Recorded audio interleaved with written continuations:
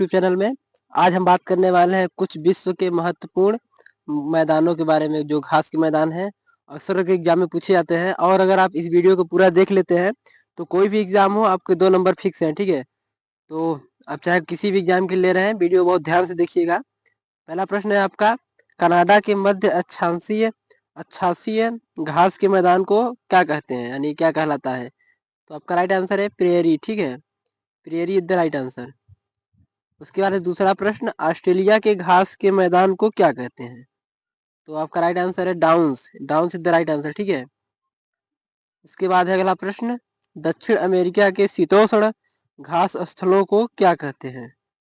तो आपका right answer है pampas is the right answer. ठीक है, इसका राइट आंसर है पंपास। ठीक है, उसके बाद है दक्षिण अफ्रीका में पाए जाने वाले शीतोष्ण कटिबंधीय घास भूमियों को क्या कहते हैं? तो आपका राइट आंसर है weld. Weld is the right answer. ठीक है, उसके बाद अगला प्रश्न, उत्तरी अमेरिका के शीतोष्ण घास स्थान को किस नाम से जाना जाता है या जाना जाता था? तो आपका राइट आंसर है prairie is the right answer. ठीक है, prairie is the right answer. उसके बाद है सवाना घास भूमियां पाई जाती हैं।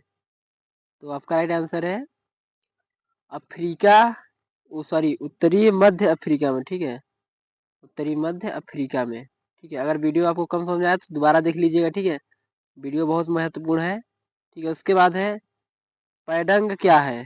तो इसका राइट आंसर है आपका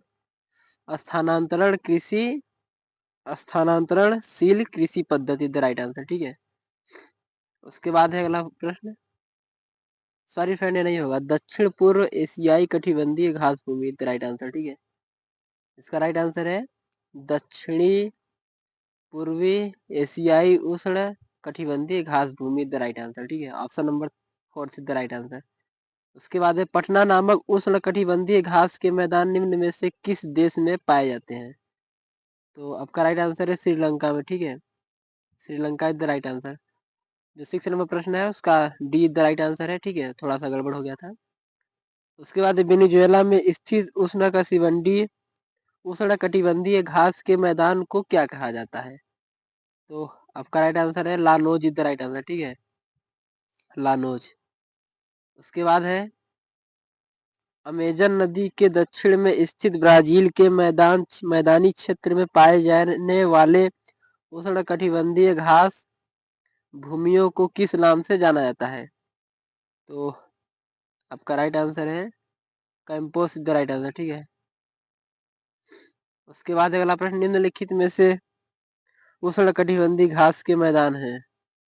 तो आपका राइट आंसर है ए और सी। ठीक है, यानी कैंपोस और सवाना।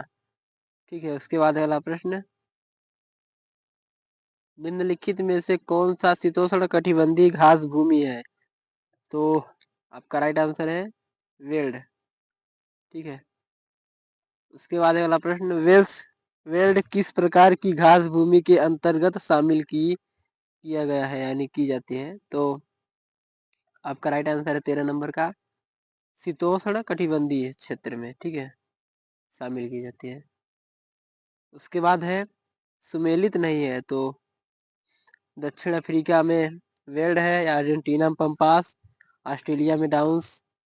तो ये तीनों तो सुमेलित है, बट लानोस ब्राजील में नहीं, बल्कि ये वेनेजुएला में है। ठीक है, उसके बाद है अगला प्रश्न, सुमेलित नहीं है।